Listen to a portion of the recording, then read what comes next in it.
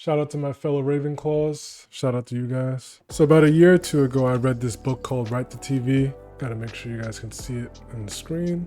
It's not too bright. This book is by Marty Cook. If any of you guys are interested in the animation industry or just honestly entertainment industry in general, it doesn't just have to be animation, it could be live action too. This is a really good book to read if you guys want to know the ins and outs of anything related to writing in the field. I've written my own teleplays, written spec scripts, which, jeez, I mean, hit the mic. There's a lot to learn in this. I still advise you guys to buy your own copy. I can't go through every single detail here, but if you're interested in this subject, maybe you'll pick it up. Now, this third edition of Write to TV was written in 2021, so you have to factor that into some of the teachings here. I don't remember it ever discussing AI being one of the biggest factors that have caused the animation industry to shift entirely. But yeah, let me just get to some of the things that this book taught me about. Spec scripts and original pilots. Spec scripts are a form of screenplay or teleplay that's based on an already existing show. So what you would do is create your own original idea for an episode of a show that is already existing.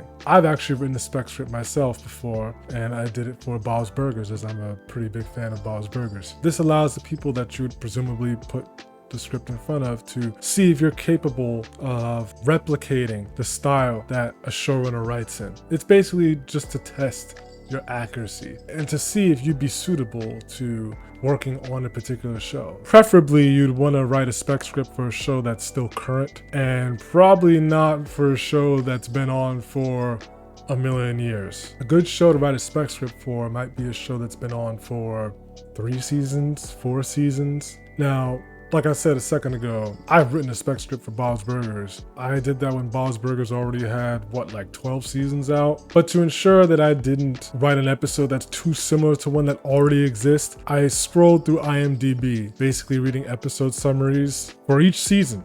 And this is what allowed me just to, be a little more comfortable and assured that I wasn't retelling a story that's already been told. Now, the important thing to know about spec scripts is that they're useful, and they will always be useful, but the thing is that writers now want to hear your original voice more. Writers that will hire you specifically want to know what your original voice is like. So the emphasis that people who are looking to hire you place on spec scripts is a lot lower than it used to be. And one of the big reasons for that is because there's so many more shows now. With the introduction of streaming platforms, there so many shows that you can't possibly keep up with all of them. That's not an excuse to not write a spec script. You should still have one or 2 or 3. But definitely, if you had to pick between one or the other, write an original pilot. Because someone can learn more about you and the way you write through an original pilot than a spec script. And it is entirely possible that you can be good at talking and using someone else's voice via a spec script, but are incapable of creating your own idea.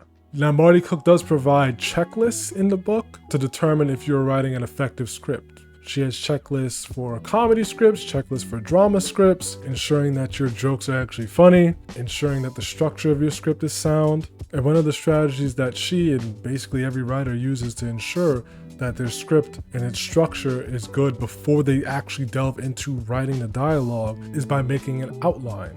This can be as simple as This can be as simple as making a bullet point list of each story beat. This ensures that everything is set before you go on to write the dialogue. Because you wouldn't want to write the dialogue and then realize there are massive plot holes in your story or gaps in logic. That'd be really annoying to have such great interactions between characters just to find out that things don't make sense at all. Of course, there are going to be things that you write in your script that you might miss or overlook that someone else that you share a script with will notice, a friend or someone close to you at this point in writing. Don't send it to someone who could potentially hire you when the script isn't completed just yet. But those plot holes or errors in logic, you don't want to be huge. And plot holes honestly isn't even the best word. It shouldn't be a plot hole at all. It should just be minor things like, would that character really say that? Or, right, I did forget. Why would this character be buying a red shirt when they specifically said in the beginning of the script that they didn't like red? You know, minor things like that.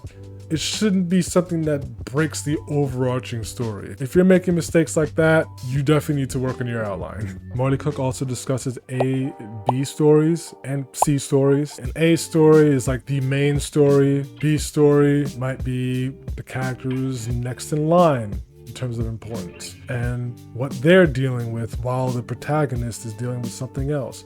And A, B, and C stories, if there is a C story, but there's typically an A and B story in most shows. The A and B stories we fluctuate between, so we watch one and then the scene switches to the second character and then back to the first character, then to the second character. If you watch enough TV, you'll just know what this is. Maybe you just haven't heard these terms actually used to describe it. Acts.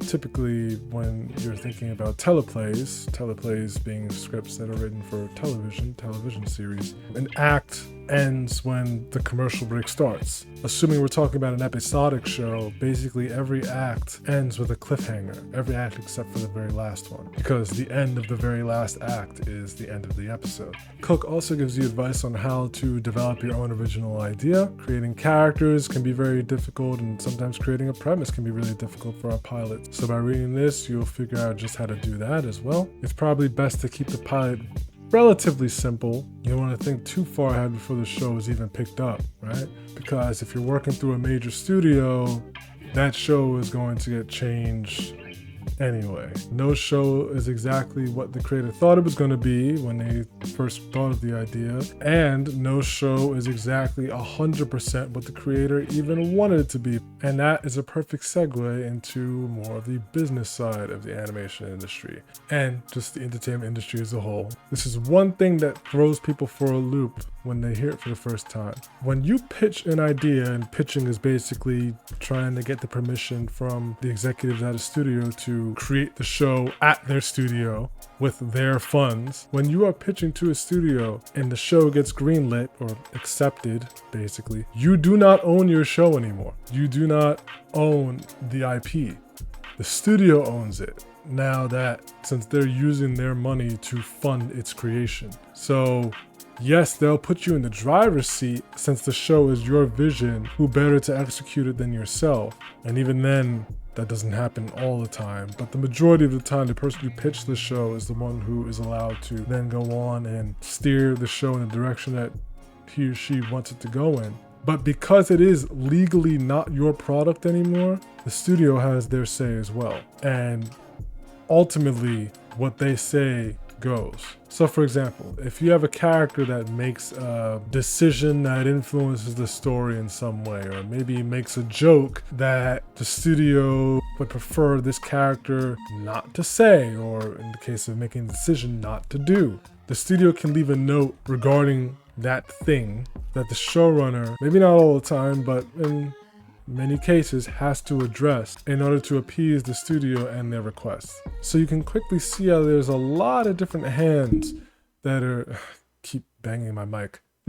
So you can quickly see how there are a lot of different heads being put together in order to form the end product that we eventually see on television or in the theater or wherever. What you ultimately see on screen is not only the result of the decisions made by the person who created the original idea. It's executives in the studio, it's the showrunner or director, it's the other writers in the writer's room, and so on and so forth. A lot of people are contributing to this project. Yes, the showrunner might be, like I said, described it before, in the driver's seat, but not all of their decisions are final. Now, it is nice to know all this information, but if your goal is to be a showrunner and have your own television series one day, what good is all this knowledge if you don't even know how to ultimately get in the position to pitch and hopefully then go on to be a showrunner, right? So Marty Cook discusses how to get your foot in the door as a writer. So earlier I mentioned that you can write spec scripts and original pilots, and that's really good practice in order to just learn how to write. But also you're wanting to put those scripts in front of people who can get you hired. Now, if you already know a lot about the animation industry, then you know that connections are obviously very important. And yes, it is emphasized, especially if you go to animation conventions or things like Lightbox Expo. But although it's very emphasized, it's also not emphasized enough. Or perhaps not emphasized enough isn't the right phrasing. I sometimes think that people downplay just how important it is. The way that people typically think is that like the more effort you put into something, you tend to get more results, and that's not necessarily the case in life in general, but I'm just applying that fact to this industry right now. All industries are about connections, but this industry is definitely it's about connections, and that statement is like on steroids. That was like a really weird way to put it. I would argue that your success in an industry like this is 10-20% hard work and 80-90% who you know, honestly. Now, I'm not saying you can just not work hard and get through and be like a fantastic showrunner and that everyone will want to work with you. Like, no, that's not what I'm saying at all. But if you're the hardest worker but just don't know anybody, or don't have a friend who's a producer, or don't have a friend who's already a showrunner, or don't have a friend who can put in a word for you to help you break into the industry, not just to become a writer, but any position really, it makes it very difficult. Like I said, all industries are very connections based. And I'm not trying to devalue hard work, because I consider myself a hard worker. And even without the guarantees of getting something in return, I still work hard. All I'm saying is just keep that in mind. Like I said, for life in general, you could put in a ton of effort and not see the fruits of your labor. And I'm not trying to act like Marty Cook didn't emphasize the importance of connection. She did. I guess a lot of what I'm saying right now with regards to this topic is that I came out of college, or that I thought originally, and I think a lot of my peers thought, that, oh, the harder you work, the more you'll get, and that's just not the case. It's a good world in many ways, but it's not necessarily a just world, you know? But to go back to the point that Marty was making in this book with regards to connections, is that finding representation in the animation industry is important. You are sharing scripts, so studios do want to cover themselves if you submit your script to someone in a studio who can read it, or potentially read it. To have an agent or manager to kind of be the liaison between you and a studio is very useful and basically needed in order for you to become a writer. And in the vast majority of cases, it's through a friend or just someone that you know in the industry who is already represented by an agent or manager, who will then get you your own agent or manager. That's how it works. And even if you don't become a writer through that route, you can also become a writer by breaking into the industry in a different way. Maybe you are an artist. Maybe you are working in production as a production assistant or a production coordinator. That way you can connect with writers, certainly more easily than someone who doesn't have industry connections. And it's still challenging, but that can be a way to break into the writers' room eventually too. So yeah, those are just a couple of things that are discussed in Marty Cook's book, Write TV, Out of Your Head and Onto the Screen. There's a lot more in the book that I didn't cover in this video, but I basically just gave you a general overview of what you can expect if you choose to read it. And you should read it.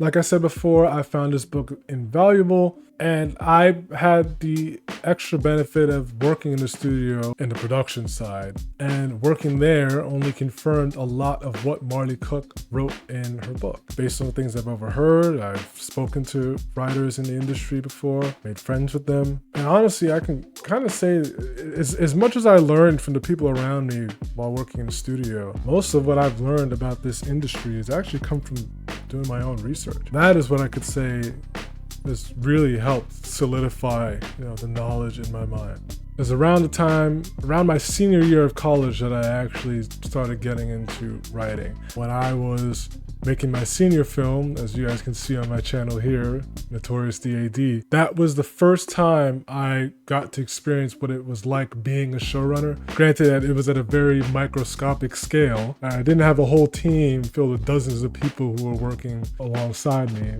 It was just me, feedback from some peers. So I guess there was collaboration in that sense. Also the voice actors and my teachers as well in RISD. I like to think of my student film as being imperfectly perfect. I'm looking to continue working with that, and I have other projects in mind, so stay tuned on the channel. So if any of you guys are interested in television writing or want to become a television writer, make sure to check out this book. I think it'll be very helpful to you, and I definitely think that you guys will enjoy it. So thank you for watching. I'll probably do a couple more book reviews like this in the future.